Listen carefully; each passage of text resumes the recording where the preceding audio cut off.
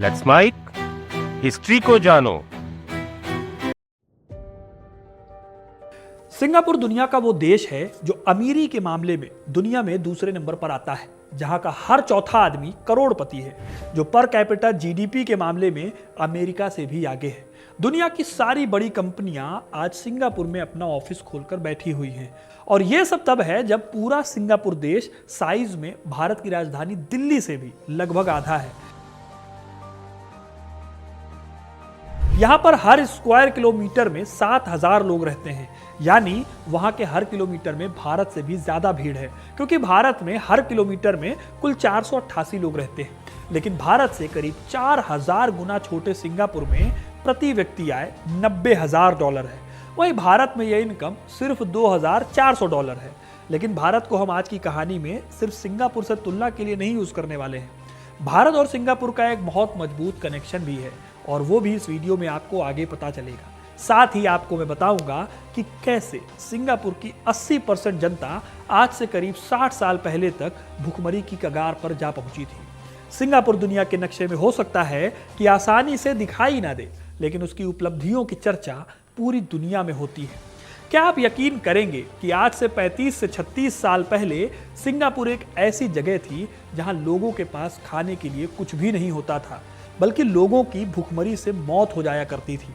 लेकिन सिर्फ 35 सालों के अंदर सिंगापुर ने इतने क्रांतिकारी तरीके से खुद को बदला कि आज दुनिया में सबसे ज्यादा करोड़पति वाले देशों में सिंगापुर को गिना जाता है।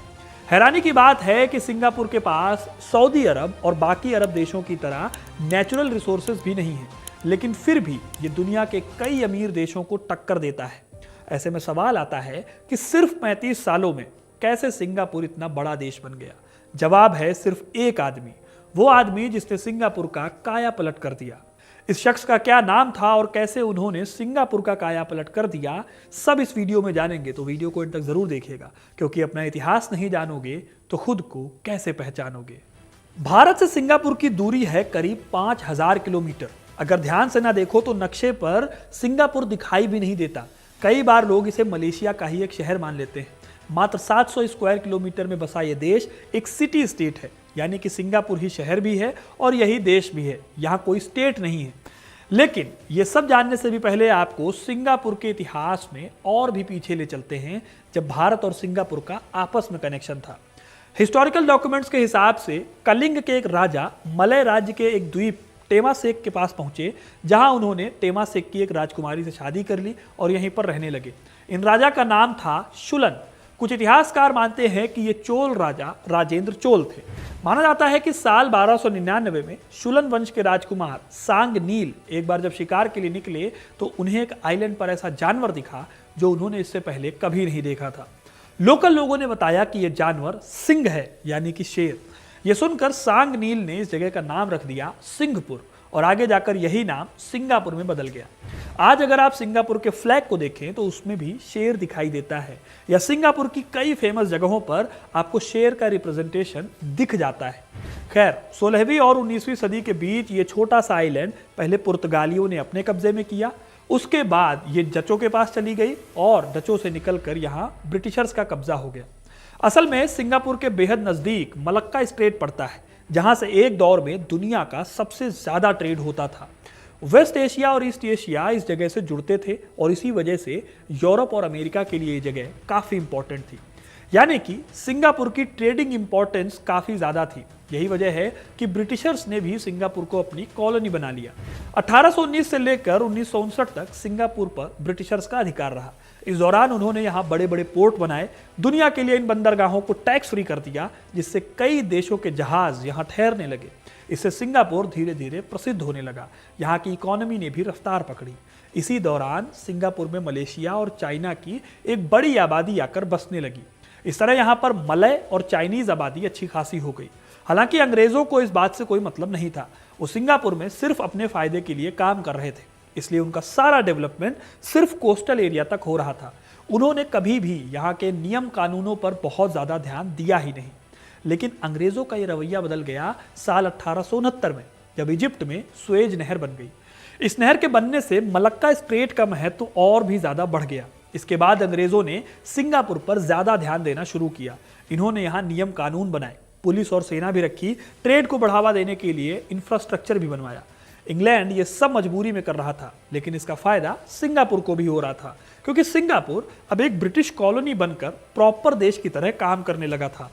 लेकिन एक बार फिर सिचुएशन बदलती है सेकेंड वर्ल्ड वॉर के दौरान, जब ट्रेड काफी कम हो गया और 1942 में जापान ने सिंगापुर पर कब्जा कर लिया।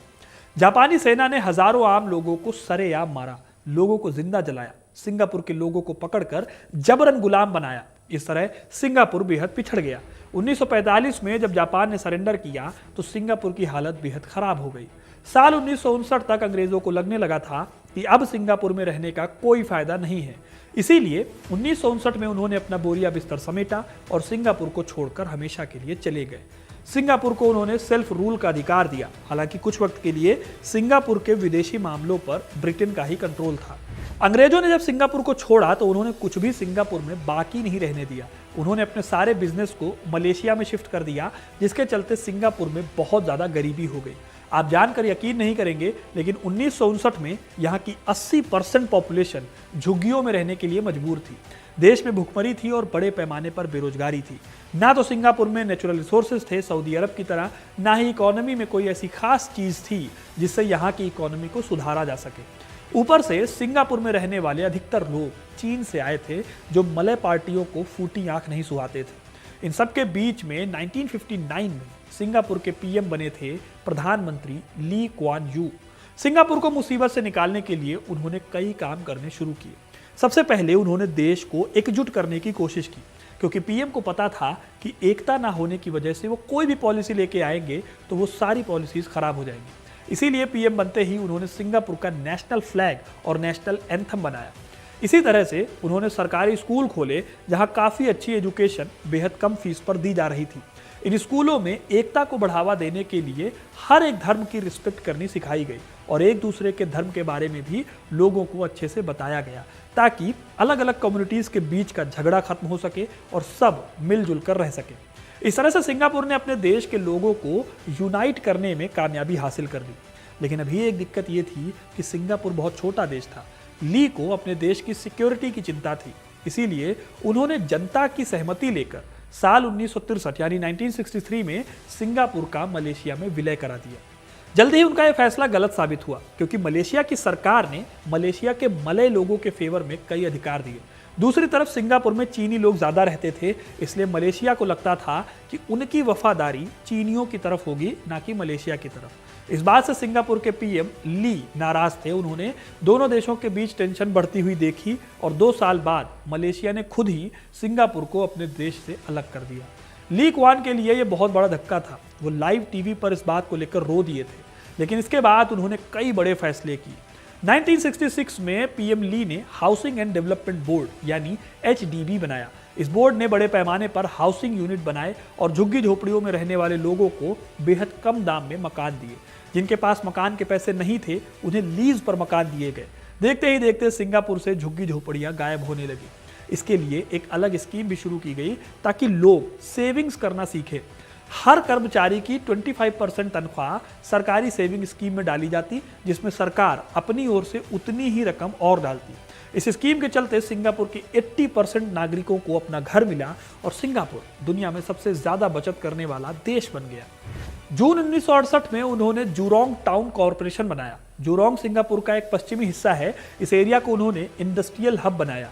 उन्होंने यहाँ पर कई कंपनीज को इन्वाइट किया। दुनिया की बड़ी कंपनियां इसके लिए तैयार भी हो गई, क्योंकि पीएम ली ने इन कंपनियों के लिए कई सारे ऑफर निकाले। जैसे कि इंडस्ट्रीज को इन्होंने टैक्स फ्री कर दिया, कुछ इंडस्ट्रीज को इन्होंने टैक्स हॉलीडे भी दिया, यानी कि कई सालों तक इन कंपनीज से टैक्स ही नहीं लिया जाएगा। यहाँ तक कि लेबर लॉ बनाने का काम भी कंपनियों को ही दे दिया गया। इससे हुआ ये कि सिंगापुर के लोगों को बड़े पैमाने पर नौकरी मिली, जिससे गरीबी कम हुई, और कंपनियों को सस्ता लेबर मिला, जिससे उनका मुनाफा भी काफ़ी ज़्यादा बढ़ गया। उनके इस फैसले से 2 साल के अंदर 250 से ज़्यादा कंपनियां सिंगापुर आई और उस दौर में सिंगापुर में 32,000 जॉब क्रिएट हुई। इसका नतीजा ये भी हुआ कि सिर्फ 10 साल के अंदर सिंगापुर में बेरोजगारी दर लगभग 0 हो गई। इसी वजह से 70 के दशक में 9% की ग्रोथ रेट से सिंगापुर ने डेवलपमेंट किया। 1970 तक सिंगापुर में एक भी आदमी अनएम्प्लॉयड नहीं बचा था। इनफैक्ट इतनी ज़्यादा जॉब हो गई थी कि बाहर से लोगों को बुलाना पड़ा।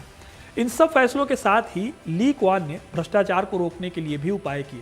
उन्होंने सरकारी ऑफिसर्स की तनख्वाह बहुत ज़्यादा ऊंची कर दी और काफ़ी स्ट्रिक्ट रूल्स बनाए ताकि भ्रष्टाचार के लिए कम से कम इंसेंटिव मौजूद हो। इसके बाद उन्होंने एक ऐसा फैसला लिया जिसने सिंगापुर को और भी तेजी से डेवलप होने में मदद की। ये फैसला था सिंगापुर में वो इंडस्ट्री स्टैब्लिश करने का जिससे उन्हें ज़्यादा प्रॉफिट हो। 1973 में सिंगापुर के इकोनॉमिक डेवलपमेंट बोर्ड ने फैसला किया कि जो भी इन्वेस्टर सिंगापुर में हाई टेक्नोलॉजी इंडस्ट्री सेटअप करेगा, जैसे कि दवा बनाने की या सॉफ्टवेयर कंपनियां, उन कंपनियों से 5 साल तक कोई टैक्स नहीं लिया जाएगा। यह ऑफर सिर्फ विदेशी नहीं बल्कि देश की अपनी कंपनियों के लिए भी था। इसके साथ ही उन्होंने ऑफर दिया कि जो भी कंपनी अपनी मशीनरी और अपने स्टाफ को अपग्रेड करेगी या टेक्नोलॉजी के लेवल को इम्प्रूव करेगी, उसे भी टैक्स में छूट मिलेगी। ये बेहद शानदार ऑफर था जिसके लालच में आकर कई कंपनीज सिंगापुर आने लगी और अपने ऑफिस खोलने लगी। इससे सिंगापुर में स्किलफुल वर्कर की डिमांड बढ़ने लगी, तो इसके साथ ही मल्टीनेशनल कंपनियों के साथ मिलकर जॉइंट इंडस्ट्रियल सेंटर खोले गए ट्रेनिंग के लिए। इसमें फ्रेशर्स को ट्रेनिंग देकर उन्हें भी स्किल्ड लेबर बनाया गया। इस काम में सिंगापुर इतना कामयाब हुआ कि पूरी दुनिया में कई हाई वैल्यू प्रोडक्ट मैन्युफैक्चरिंग में सिंगापुर सबसे आगे निकल गया। आप यकीन नहीं करेंगे, लेकिन 1983 में सिंगापुर पूरे वर्ल्ड में हार्ड डिस्क ड्राइव का सबसे बड़ा एक्सपोर्टर था। आगे चलकर उन्होंने एक ऐसा फैसला लिया जिसने सिंगापुर को पूरी तरह से बदल दिया। ये फैसला था बैंकिंग सेक्टर से जुड़ा हुआ, जिसने बैंकिंग सेक्टर में रेवोल्यूशन ला दिया। 70 के दशक में सिंगापुर की आर्थिक तरक्की बहुत तेजी से हो रही थी, इसलिए यहाँ पर बैंकों को खूब इंटरेस्ट मिल रहा था। लेकिन फिर भी दुनिया के ज़्यादातर बैंक यहाँ अपनी ब्रांच नहीं खोलते थे।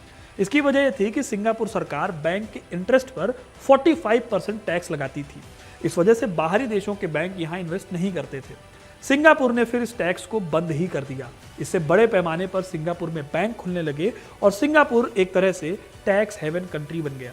यहाँ बैंकों पर कोई रोक टोक नहीं थी, इसलिए बैंकिंग सेक्टर बहुत तेजी से डेवलप हुआ। इसके बाद रही सही कसर पूरी हो गई जब सिंगापुर सरकार ने इसे एक टूरिस्ट प्लेस की तरह भी डेवलप किया। पीएम ली ने काफी सारे इंफ्रास्ट्रक्चर प्रोजेक्ट जैसे Singapore botanical garden, Sentosa island, mass rapid transit, MRT system और सिंगापुर साइंस पार्क, ना जाने कितने सारे इंफ्रास्ट्रक्चर बनाए, जिससे पूरे वर्ल्ड में सिंगापुर का एज ए टूरिस्ट प्लेस नाम हुआ। और आज की डेट की बात करें तो सिंगापुर का नाम one of the world's top safest, cleanest and beautiful countries में गिना जाता है। 21वीं सदी में सिंगापुर व्यापार आदि के मामले में रोल मॉडल माना जाता है। शिपिंग, पेट्रोकेमिकल्स, इलेक्ट्रॉनिक्स जैसे इन सभी एरियाज में सिंगापुर बेहद आगे है। इस तरह से सिंगापुर ने सिर्फ 35 सालों में इतनी तरक्की देखी जितनी कई देश 100 सालों तक नहीं देख पाते। तो दोस्तों, ये था इतिहास सिंगापुर का। ये वीडियो आपको कैसा लगा कमेंट करके जरूर बताएं। वीडियो को लाइक और शेयर करना ना भूलें और ऐसे इंटरेस्टिंग कहानियों के लिए, इतिहास से जुड़े रहने के लिए हिस्ट्री कनेक्ट को सब्सक्राइब जरूर करें। धन्यवाद।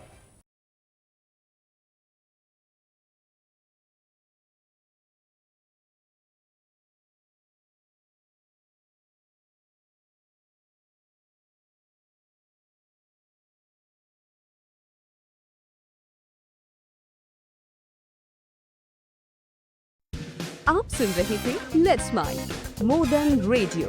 फॉलो कीजिए हमें हमारे सोशल मीडिया प्लेटफॉर्म्स पर। It's time for news. It's time for more than radio. Presenting the first radio news app, Let's Mic. Let's Mic, a news-based app on your phone where you get to watch and listen news, talk shows, interviews, radio show podcasts. On Let's Mic, you get all relevant information of TV, print, radio, podcast, and digital. Let's Mic talks about every segment of life.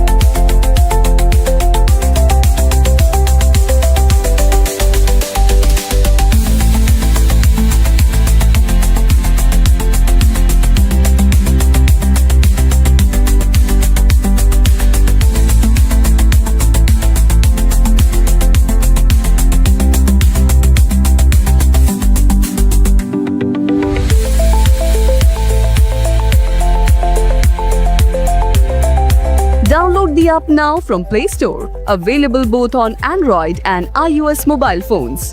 Follow us on YouTube, Instagram, Twitter, LinkedIn, Facebook, Telegram, WhatsApp, Snapchat. Let's talk, let's connect, and let's mic.